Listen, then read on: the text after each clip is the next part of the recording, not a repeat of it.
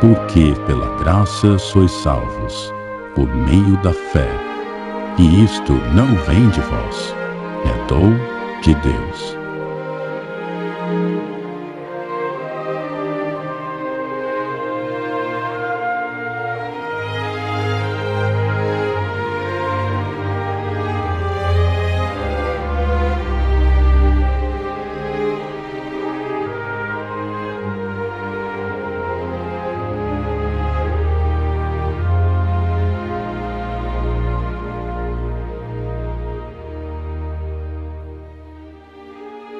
Justificação pela fé. Que tema profundo! Visto que estamos falando a respeito da África e sua conexão com a criação ou evolução e como sendo o berço da humanidade, este é um tema muito profundo nesse contexto. Porque a humanidade tem uma moralidade. E é isso que distingue o homem de todas as outras criaturas do planeta.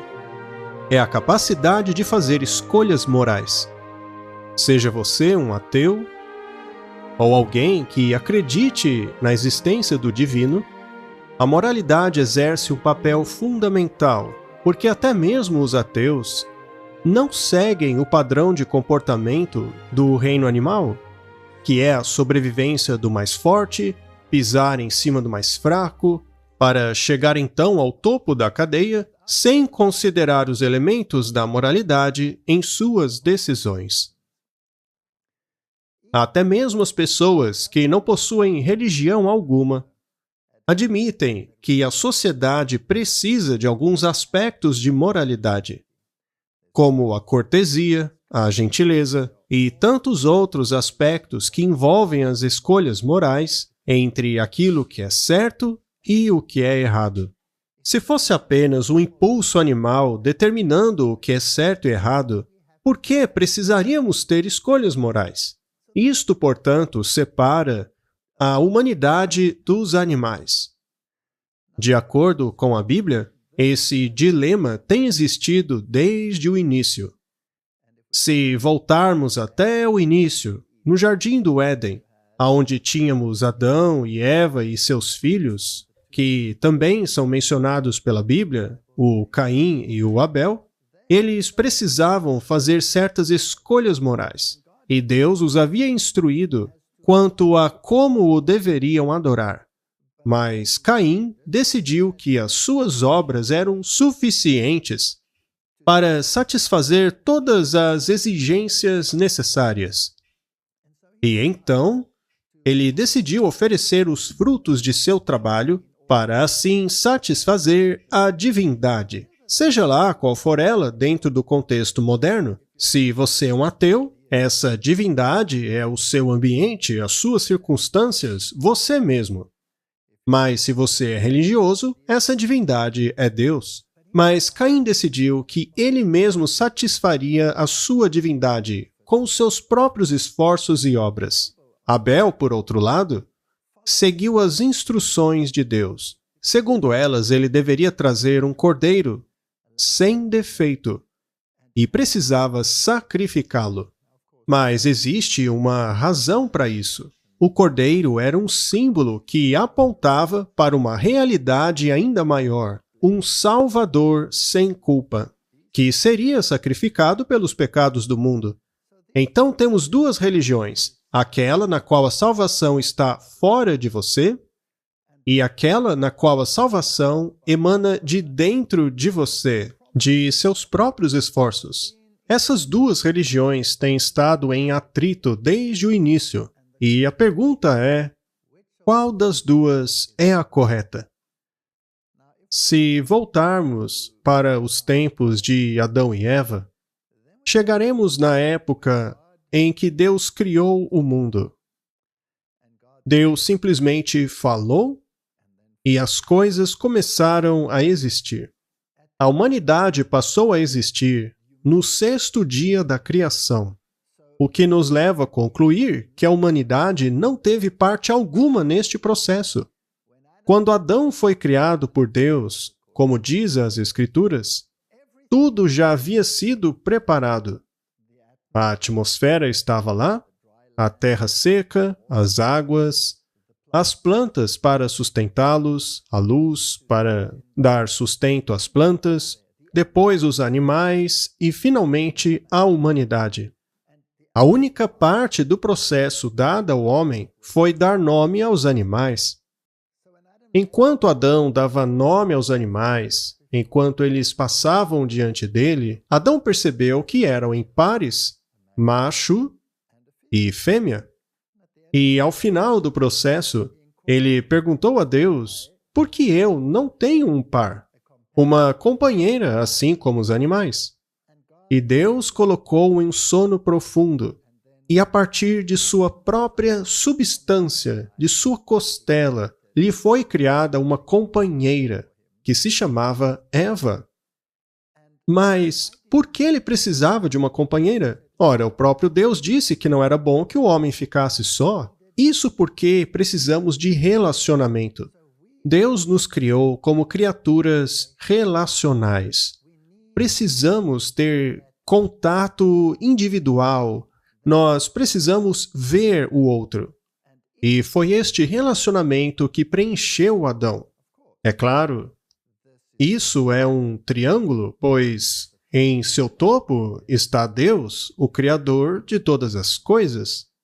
E, como tal, ele é o pivô ao redor do qual tudo funciona. Então, o relacionamento entre o homem e seu próximo, entre homem e mulher, Deus e o homem, é um pacote que não pode ser quebrado. Foi no relacionamento que o homem se preencheu, onde ele encontrou o propósito de sua existência. Ele é uma criatura relacional, tanto ao nível horizontal como ao nível vertical. O relacionamento era o propósito de toda a criação. No entanto, este cenário de perfeição eventualmente acabou sendo interrompido por um intruso chamado de pecado. Foi necessário reinstaurar o propósito original do plano de Deus.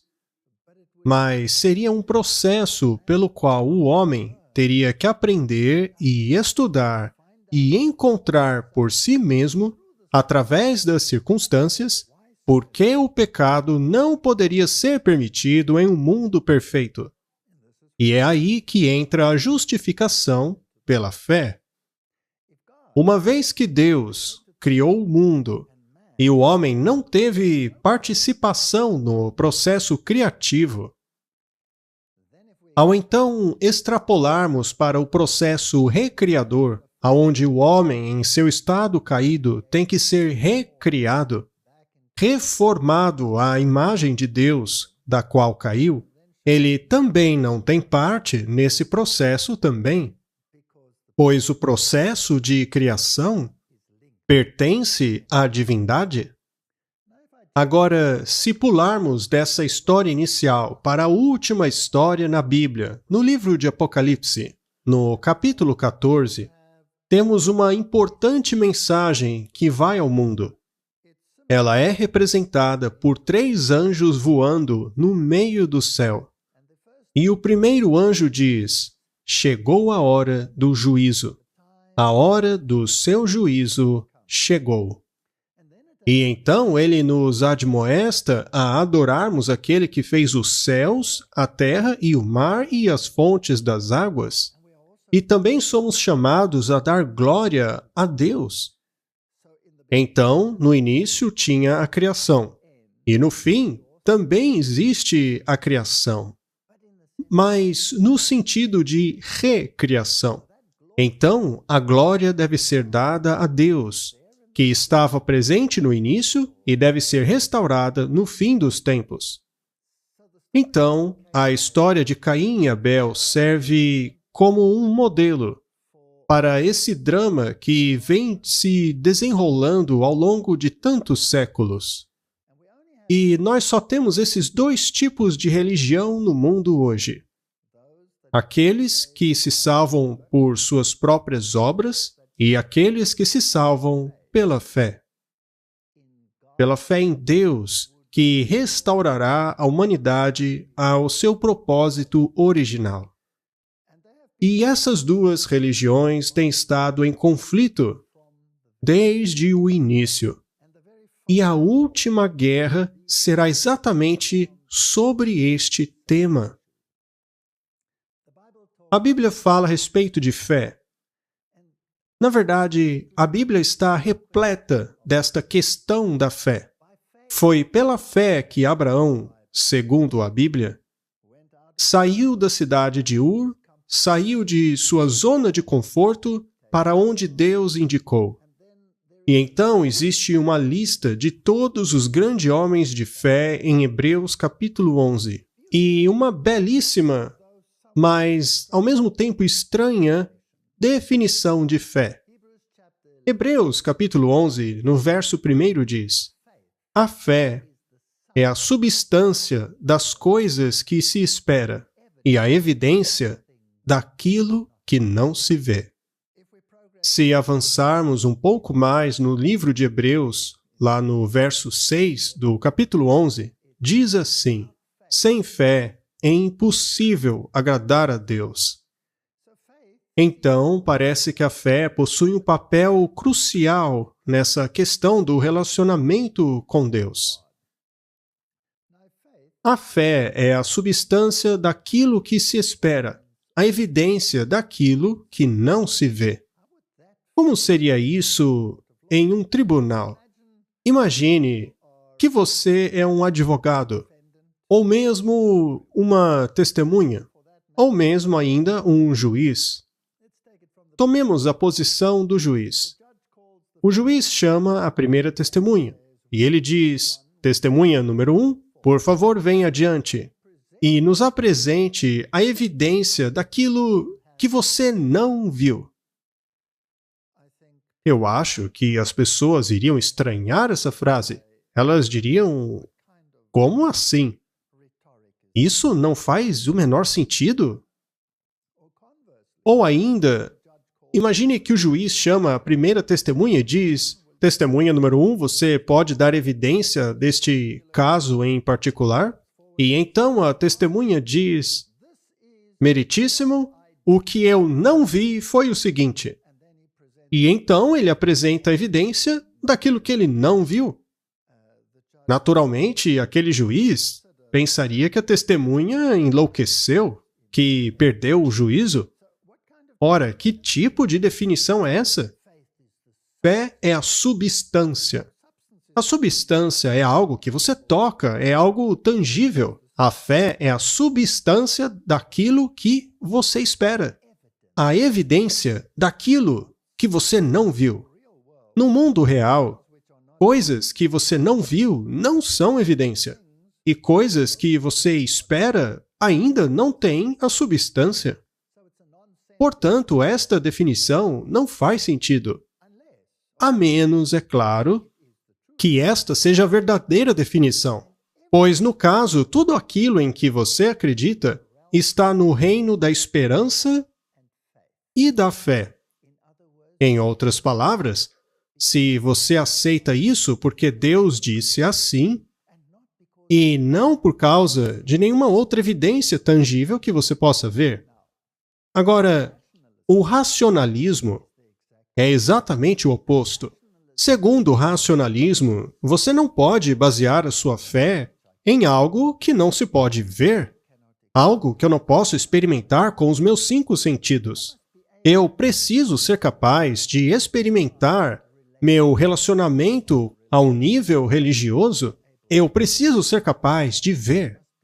Devo ser capaz de sentir, capaz de ouvir, capaz de degustar, capaz de tocar. Aí sim está dentro do reino da realidade. É isso que diz o racionalismo. René Descartes, o famoso filósofo, incorporou e abraçou essa teoria do racionalismo. Tudo o que eu acredito precisa estar baseado na realidade racional. Ele disse: eu penso, logo eu sou. Mas também existe uma outra pessoa que disse, eu sou o que sou. Quando Moisés perguntou a Deus, o que devo dizer quando me perguntarem quem me enviou? A resposta foi, eu sou, te enviou. Aquele que autoexiste, que vocês não podem ver, que precisam compreender pela fé. Agora, Deus não é totalmente injusto em sua comparação entre o racional e as entidades baseadas na fé. Ele nos dá algo para basear a nossa fé, que é a palavra de Deus, que pode ser testada em termos de seu valor, em termos de sua confiabilidade, em conteúdo histórico, em conteúdo profético, em termos de conteúdo salvacional, soteriológico, em termos também de experiência. Então, se pode testá-la. Mas ela sempre vai permanecer no reino da fé, porque você não pode ver ou tocar, literalmente, essa divindade. Então, o racionalismo, por um lado, nega tudo aquilo que não é literal. E a fé aceita tudo o que não é literal. E essas duas ideologias opostas sempre conflitaram entre si. Não há conciliação. Existem duas formas de religião. O racionalismo vai ainda mais além, chega a ter um contexto religioso. Num contexto religioso, eu não posso depender, em um sentido racionalista, em algo que esteja sendo ditado por uma entidade religiosa que eu não posso ver. Então, a palavra de Deus, seja recebida por meio de um ditado direto, ou por impressão, ou sonhos, visões, como fazem todas as religiões mundo afora, e combinações delas também, eu não posso depender de nada desta natureza, porque a sua própria fonte é não racional. Então, eu tenho que fazer escolhas morais baseadas na realidade. O filósofo disse, eu penso, logo existo. Portanto, todas as minhas escolhas racionais morais precisam estar baseadas na minha própria racionalidade. Eu preciso decidir o que é certo e também o que é errado. Mas qual critério vou usar para definir entre o certo e o errado? Bem, eu posso apenas utilizar aquilo que eu vejo, o que eu sinto, o que eu toco, ou seja, aquilo que seja natural. O que vejo na natureza deve ser natural a mim para determinar a moralidade.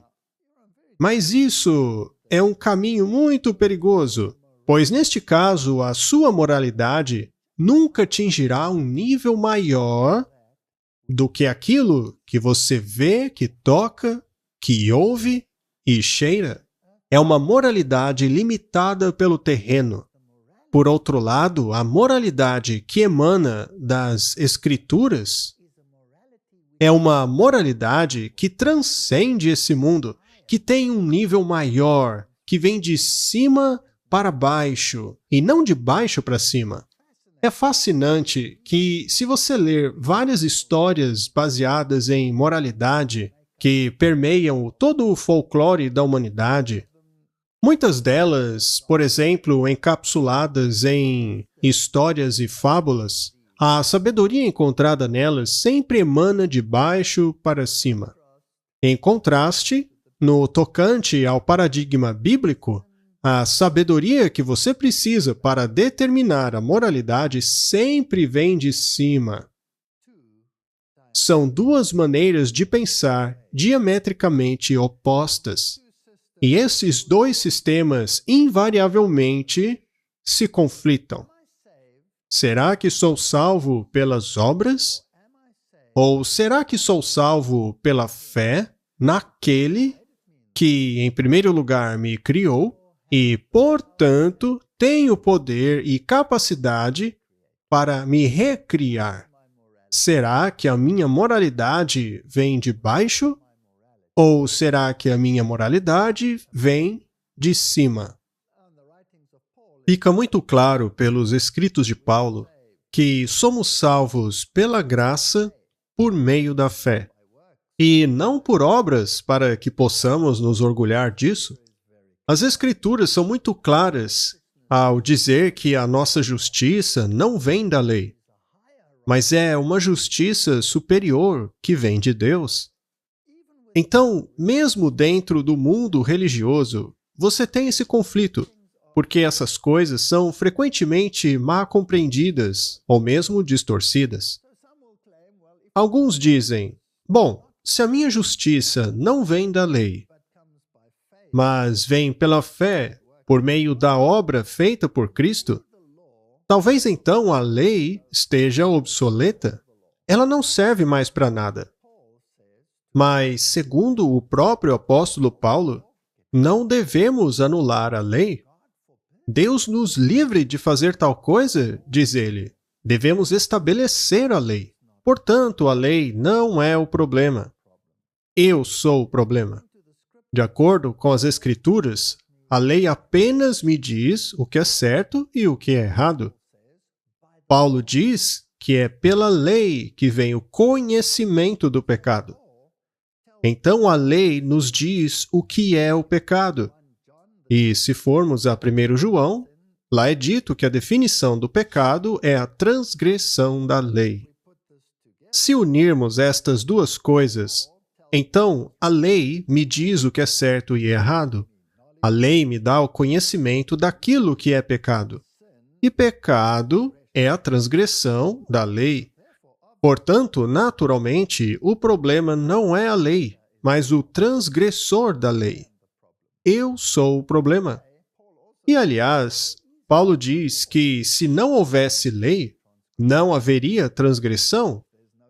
E se não há transgressão, também não há necessidade da graça. Então, esta dicotomia entre a lei e a graça está interligada. Você não pode separar uma coisa da outra. Se você separar a lei, então não há transgressão e não há necessidade da graça. Portanto, só há graça se também houver lei, já que o conhecimento do pecado vem pela lei. Sendo assim, não dá para separar uma coisa da outra. Mas há alguns que dizem que, se você fizer aquilo que a lei requer, você não está sendo legalista? Ora, mas a Bíblia diz que se você ama Jesus, deve guardar os seus mandamentos. Ele mesmo diz que aquele que o ama, ou que diz que o ama, e não guarda os seus mandamentos, é um mentiroso. A verdade não está nele. E no livro de Apocalipse, no capítulo 22, nós lemos que, se você quiser entrar no reino dos céus, você deve guardar os mandamentos. Então, seria a guarda dos mandamentos legalismo? Depende. É legalismo se eu guardar os mandamentos para achar graça diante de Deus e assim conquistar o meu direito ao céu. Isso é legalismo. Mas se eu guardar os mandamentos por ter aceito que foi Jesus quem me salvou, que me redimiu da maldição da lei, que por sua vez é a morte, neste caso, eu vou me apegar a Cristo e pedir a Ele que viva dentro de mim, que me ajude a morrer para o pecado, que é a transgressão da lei. Foi o próprio Cristo que disse, vá e não peques mais. Então, a minha obediência à lei não é a fim de merecer, de ganhar o favor do céu, mas sim o resultado da gratidão e amor por ter encontrado graça diante de Deus por meio de Jesus. O legalismo é um conceito humano. Se você quer ser salvo por causa da sua justiça, isso é legalismo. Se você quer estar em harmonia com os preceitos de Deus porque você já está salvo, isso é fé. Isso nos leva novamente a outra questão muito profunda, que nós já discutimos anteriormente em um sermão chamado Os 5 Maiores. Neste sermão, nós perguntamos por que estamos nessa bagunça toda. Qual é a solução para isso? Agora, se você quiser seguir o caminho do racionalismo, então a solução é merecer, pelo seu próprio esforço, o direito ao céu. Mas a Bíblia diz que estamos mortos em nossas transgressões. Por acaso um morto pode andar? Pode um morto pensar? Pode um morto trabalhar? Ora, claro que não. Se você está morto, você está morto. A única maneira de viver novamente é por meio de Cristo. Em outras palavras, precisamos da fonte da vida. Precisamos de uma ressurreição para uma nova vida, que ocorre somente por meio de um poder superior e externo a nós. Então, por que este mundo está nessa bagunça toda? Qual é a solução para isso? Vamos comparar os dois mais uma vez. Se você é um racionalista, a solução está em você mesmo. Você precisa salvar-se, redimir a si mesmo com boas obras. Sua moralidade será ditada pelo seu ambiente físico e natural. Mas, se você tem uma religião baseada em fé, a salvação está fora de você. Você deve depender de uma entidade superior para salvá-lo das circunstâncias em que você se encontra, e redimi-lo e dar-lhe nova vida, no sentido espiritual. Mas, é claro, também no sentido literal, se considerarmos a recriação final de todo esse planeta. Portanto, estes dois sistemas religiosos são opostos. O X da questão e o argumento entre esses dois sistemas religiosos sempre vai girar nessa questão, chamada de expiação. Na Bíblia, desde o início, existe o elemento do sacrifício no plano da salvação. Se voltarmos a Caim e Abel, eles tinham que sacrificar um animal puro, um animal sem defeito, um cordeiro, que apontava para uma realidade maior do Redentor que viria no futuro, que pagaria o preço de nossa dívida e, com o seu próprio sangue, nos purificaria. Esta é a expiação. Por outro lado, na religião baseada em obras, a expiação é totalmente desnecessária. Não há necessidade de sacrifício, porque a salvação deve ser operada por nós mesmos. É o nosso próprio esforço que nos garante a salvação, que nos colocará em um patamar superior ao atual. Então, a expiação torna-se um ponto pivô ao redor do qual gira toda essa discussão. Ao olharmos para os grandes sistemas religiosos do mundo, por exemplo, o Islã, ou o hinduísmo, ou mesmo muitos dos processos de pensamentos dentro do próprio cristianismo, a questão da expiação é obsoleta. Os grandes corpos religiosos do mundo, que têm a salvação pelas obras como sua base, negam a expiação. Mas para a Bíblia, a expiação é fundamental. Sem ela, não há salvação. Sem um sacrifício, o sacrifício perfeito, sem um sumo sacerdote, um perfeito sumo sacerdote, não há caminho para a salvação. É necessário fé neste sacrifício, assim como no sumo sacerdote, o Deus homem, que deu a sua própria vida e a reaveu. E ele está pronto para dar vida a qualquer um que creia nele. Este é o plano da salvação. Agora, vamos detalhar isso um pouco mais. Por que seria necessário a Cristo morrer e pagar o preço com o seu próprio sangue? E por que algumas outras religiões dizem que isso é desnecessário? Bem, a resposta disso é a lei. A lei nos mostra o que é certo e errado, como já dissemos antes, mas o salário do pecado, da transgressão da lei, é simplesmente a morte. Portanto, quando o homem pecou, ele tornou-se sujeito à morte e ele morreu. Não imediatamente, fisicamente ali no início, mas ele morreu internamente e também, depois de um tempo, fisicamente. No mundo antediluviano, onde os homens ainda tinham aquela estatura original, forte e longeva, levava cerca de 900 anos até que o corpo se deteriorasse e morresse. Porém, hoje em dia, o corpo morre muito mais rápido. Mas, de acordo com a Bíblia, só por estarmos em transgressão, já estamos mortos. E para reaver a vida perdida, precisamos de um doador da vida. Mas se estamos em transgressão, e a condenação da transgressão é a morte, há um dilema aí. Se o salário do pecado é a morte, então a justiça exige a morte do pecador. Esse foi o grande argumento de Lúcifer. Ele disse a Deus: com licença aí, você não pode me expulsar do céu. Você não pode me excluir da vida eterna pelo fato de eu ter transgredido a lei. Porque você alega ser um Deus de graça, de bondade, um Deus de perdão. Ora, a graça exige o perdão.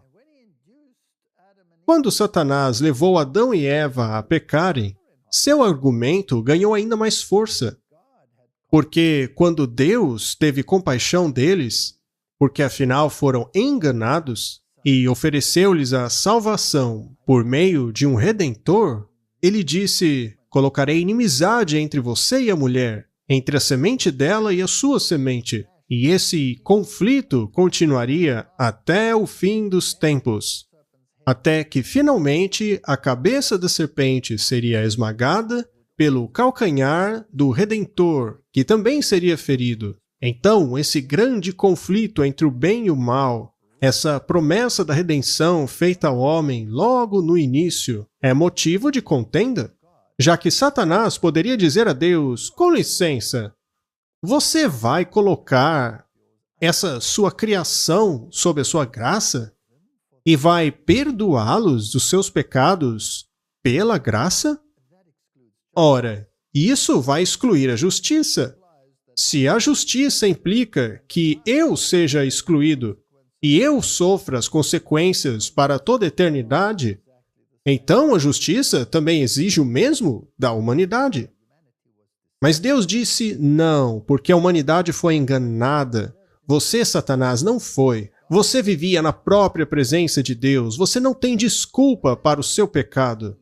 Mas Adão e Eva foram enganados. Eles têm uma desculpa. Um caminho lhes foi provido. E as consequências disso não serão ignoradas. Eu mesmo pagarei o preço e sofrerei a condenação. E ele disse: mas se fizer isso, você não é um Deus de justiça? Porque a justiça exige a morte do pecador. Como resolver esse dilema? Como sair dessa situação? Mas Deus, sendo Deus, tinha toda a humanidade corporativamente dentro de si. Em outras palavras, Adão saiu das próprias mãos de Deus, o que quer dizer que ele estava em Deus antes disso. Então, a humanidade inteira estava corporativamente em Deus. Assim, quando Jesus veio, ele pôde morrer em favor da humanidade, porque ele era o originador da humanidade. Ele pagou o preço pela humanidade, e assim a justiça da lei foi satisfeita. Sua morte era exigida. O derramamento de sangue foi necessário, pois a própria Bíblia diz que a vida está no sangue. E as Escrituras dizem que sem o derramamento de sangue não pode haver salvação. Portanto, a expiação é crucial no sistema religioso cristão. Se você a exclui, o que resta é a salvação pelas obras. Mas se incluirmos a expiação, o que temos então é a salvação pela graça, pela fé, sem a qual é impossível agradar a Deus. Agora eu quero introduzir um outro paralelo. Deus criou o nosso planeta em 6 dias. E no 7º dia, Deus descansou. Então, no primeiro dia, no 2º, no 3º, no 4º, no 5º dia e no 6º dia, Ele criou tudo que o homem precisa para a sua existência. Todo o mundo físico, incluindo cada criatura do planeta. E então, Ele descansou no 7º dia. Isso não é um dia judaico, pois vem diretamente da semana da criação. Deus descansou em sua nova criação. Alguma vez essa palavra descansar é traduzida como respirou. Ele respirou aliviado e encontrou conforto em sua criação, que, aliás, era para ser a solução para o problema do pecado, não um acréscimo a esse problema. Então, Deus encontrou conforto em sua criação, e Ele exigiu que nós descansássemos em sua obra completada. O homem não tinha feito nada na criação, apenas descansou naquela obra consumada. Se você for para o Evangelho de Marcos, por exemplo, há uma bela descrição da última semana da vida do Messias. Ela começa na entrada triunfante. Agora, é interessante que Jesus, ao longo de seu ministério, nunca forçou essa ideia de que ele era o Messias prometido. Ele não focava nessa questão até a semana da sua entrada triunfante. Ali sim, ele permitiu ao povo não apenas aceitá-lo como seu Messias e seu rei, mas também que o povo o glorificasse como tal. Conforme ele entrou na cidade, e aliás, esse foi o primeiro dia da semana, no primeiro dia da semana, ele fez a sua entrada triunfal. E ramos de palmeiras eram lançados e o povo cantava: "Bem-aventurado aquele que vem em nome do Senhor." E as escrituras foram cumpridas, que dizem que o rei viria montado em um jumentinho. Belíssima história. E então, na semana final de sua vida, quando ele havia oficialmente declarado, por meio de sua atitude, ser o Messias prometido, os fariseus disseram: "Esse povo precisa calar a boca, não podem fazer tanto alvoroço a seu respeito." Jesus disse: "Se eles não gritarem, as próprias pedras clamarão." Aquilo foi profético. Lá estava o Messias, o Redentor, o Deus-homem. A sua última semana está lá no livro de Marcos. Isso ocorreu no primeiro dia. Então veio o 2º dia, o 3º dia, o 4º dia, o 5º dia, e quando chega o 6º dia, ele passa a relatar a hora dos eventos que ocorriam.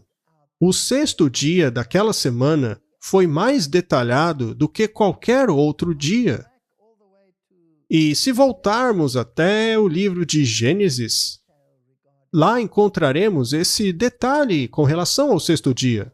Ao criar Adão de maneira pessoal, ao este nomear os animais, ao ser relatado esse relacionamento, essa união de amor do primeiro casal. Lá é relatada a criação de Eva, osso de seu osso, carne de sua carne, e o relacionamento dos dois com Deus. Tudo isso é enfatizado no 6º dia. E no 6º dia da entrada triunfal, depois que ela ocorreu, acontece coisa semelhante. O Evangelho relata o momento em que as trevas tomaram conta do mundo, quando Jesus clamou "está consumado", dando assim o seu último suspiro e morrendo. É relatado a hora em que ele foi levado para a tumba. Tudo isso foi consumado no final do 6º dia. Mas no 7º dia, ele descansou no sepulcro. Jesus consumou a obra da redenção. Ele pagou o preço por esta coisa chamada pecado, este intruso nos reinos celestiais. E assim Cristo descansou no sepulcro. E no 1º dia, ele ressuscitou dos mortos. E começou o seu ministério como sumo sacerdote, que subiu não para um templo construído por mãos humanas, mas, segundo a Bíblia, para um santuário celestial, aonde ele intercederia em favor da humanidade, passando a ser o advogado do povo de Deus. Esse é o plano da salvação de acordo com a Bíblia.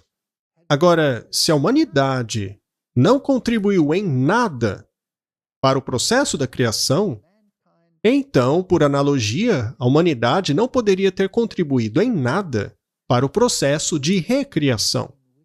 A única maneira pela qual ela pode agarrar-se à salvação é pela fé na obra consumada por Cristo.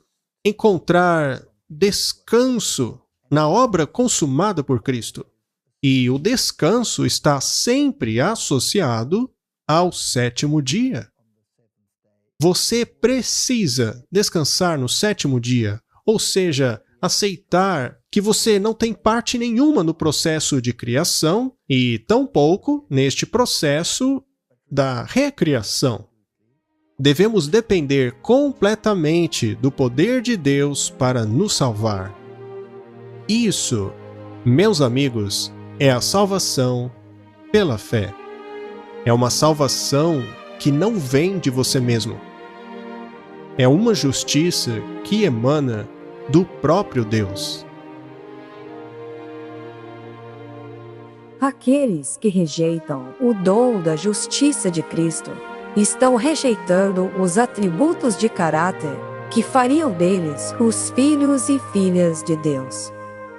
Rejeitam a única coisa que poderia fazê-los dignos de ocupar um lugar nas bodas do Cordeiro.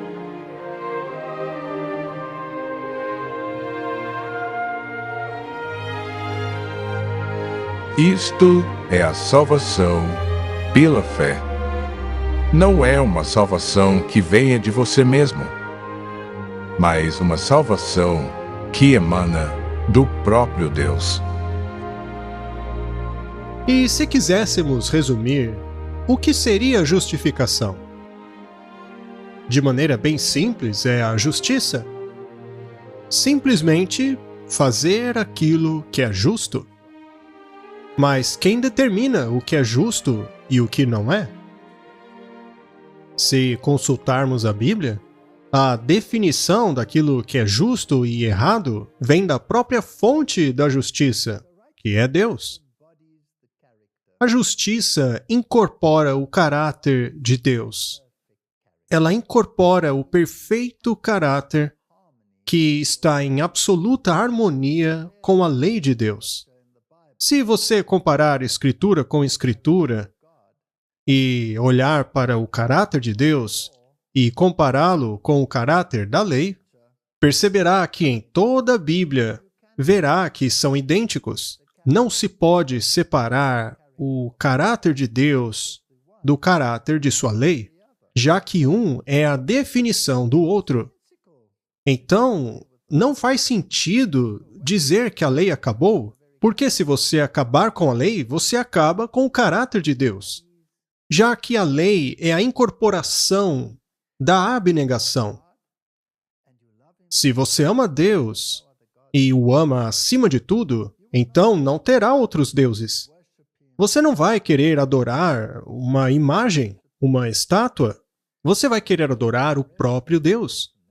Você terá reverência pelo seu nome e vai procurar encontrar paz na obra que ele consumou.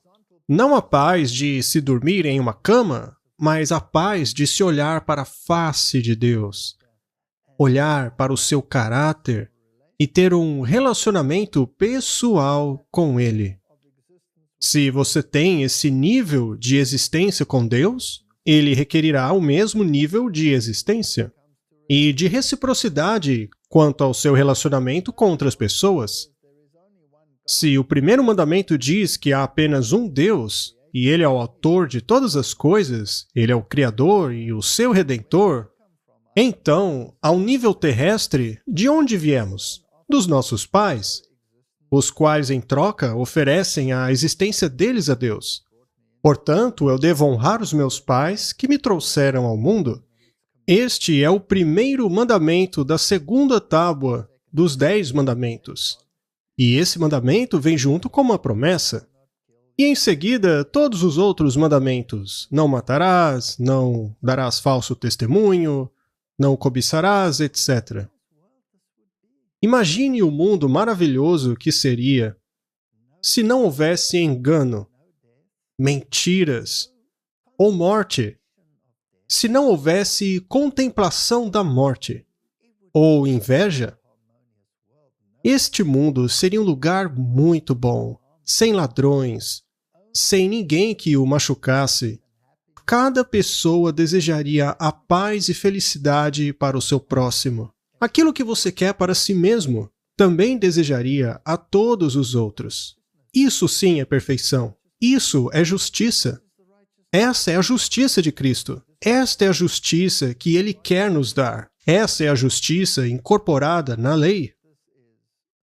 Como é possível alegar que isso é religião legalista? Esta é a própria essência do caráter de Deus. Fazer o que é justo emana da própria fonte da justiça, que é Deus. Então, quando Jesus pagou o preço pelo meu pecado, Ele deu a própria vida e a tomou novamente e prometeu a redenção a todos aqueles que crescem nele e em seu poder para recriar, que, aliás, é chamado de santificação. Temos que diferenciar de maneira bem clara a justificação da santificação. A justificação seria uma promulgação legal. A justificação é ser declarado justo, não por causa de uma justiça que vem de você mesmo, mas por causa da justiça inerente a Cristo. É algo que lhe é imputado, algo que lhe é concedido sem que você mereça. É, portanto, um termo legal. Ser justificado é ser declarado justo, mesmo eu não sendo justo pelos meus próprios méritos, mas pelos méritos dele. Bem, no início havia uma distinção clara dentro do sistema religioso, especialmente o cristianismo, que definia a justificação como algo totalmente fora de mim mesmo. Esse era o conceito protestante.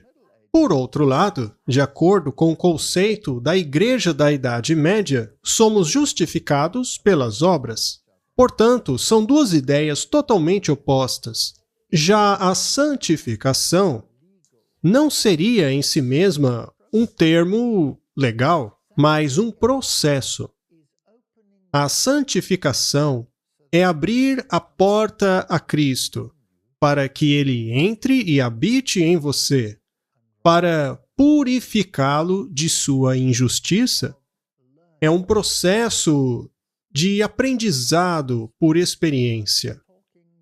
E o Espírito de Deus, falando ao coração, o que é chamado de consciência, me mostra em que pontos devo melhorar, através, é claro, do poder de Cristo.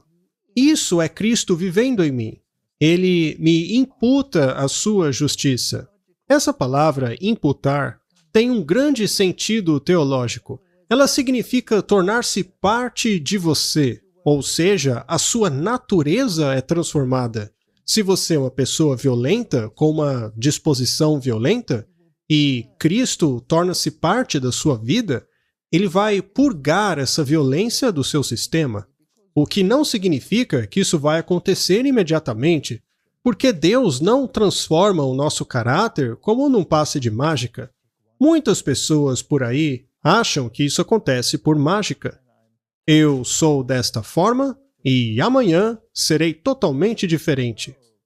Não, você precisa da vontade para tornar-se uma pessoa diferente amanhã. E é por meio da experiência que isso é internalizado até finalmente tornar-se parte de você.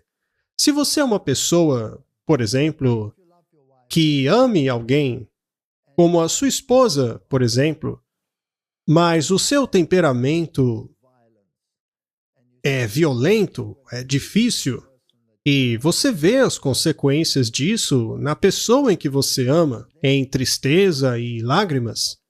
Neste caso, você tem que pedir ajuda a Deus para que este traço de caráter seja mudado, para que o traço de caráter de Deus torne-se preeminente. Isto é um processo. Se você tropeça e cai, e vê as consequências disso naquele que você ama, isso pode acabar sendo parte do processo até que finalmente você seja transformado. Portanto, a justificação é uma coisa e a santificação é outra. A primeira acontece uma vez, é uma declaração legal, enquanto a outra é um processo. E se misturarmos as duas, aí você está encrencado, pois isso acaba gerando um sincretismo, a mistura de duas coisas que não podem ser misturadas. No catolicismo, por exemplo, com relação à salvação, a expiação não é essencial. O motivo pelo qual Jesus derramou o seu sangue não seria essencial no plano da salvação. Para ela, é a obra de Cristo que é essencial para a nossa salvação. Essa igreja alega que foram as boas obras de Jesus Cristo que apaziguaram o Pai, de forma que ele releva as más obras operadas contra a vontade de Deus. Para esta igreja, Jesus chegou sim ao ponto da morte, mas este foi um ato de obediência e não uma necessidade. Já no protestantismo, a expiação é uma necessidade. Sem o derramamento de sangue, não há perdão de pecados. Então, estes dois sistemas foram separados por essa ideologia. E é curioso que, recentemente, estes dois lados tenham assinado uma declaração conjunta com relação à justificação. Mas as palavras desta declaração são muito sutis. Elas não deixam claro que foi absolutamente essencial que Cristo tenha morrido como expiação pelos nossos pecados. Lá é dito que somos salvos pelas obras de Cristo, e não implicitamente que fomos salvos pela sua morte. O documento também mistura a justificação à santificação, já que, segundo ele, a justificação nos dá força para que o Espírito habite em nós e nos transforme. Mas os dois são processos diferentes. A primeira ocorre somente no início, e a outra é a continuação do processo. Se você mistura os dois, você tem uma mistura de justificação e santificação, o que significa que somos salvos pelas obras que nós mesmos realizamos. Seriam as boas obras realizadas por nós que nos garantem o favor de Deus. Como então somos salvos? De acordo com a Bíblia, que aliás aceitamos pela fé, somos salvos pelo sangue do Cordeiro. Hoje temos esse conceito do dispensacionalismo, no qual as pessoas creem que o plano da salvação foi adaptado ao longo do tempo. Por exemplo, os judeus, eles teriam sido salvos pelas obras. Já na dispensação do Novo Testamento, somos salvos pela graça. Nada poderia estar mais longe da verdade, pois Deus não muda. A Bíblia diz que Deus não muda. A Bíblia confirma que Jesus Cristo é o mesmo ontem, hoje e será para sempre. Como então Adão e Eva foram salvos? Eles foram salvos pelo sangue de um animal sacrificado. E esse animal também cobriu a nudez deles, representando assim o manto da justiça que Cristo imputaria a eles, a fim de cobrir a sua nudez. Como Caim e Abel seriam salvos? Pelo sangue do cordeiro. Abel trouxe o sacrifício, mas Caim suas próprias obras. E afinal, como os judeus eram salvos? Quando um judeu ia ao santuário buscar perdão pelo seu pecado, ele trazia com ele um cordeiro sem defeito.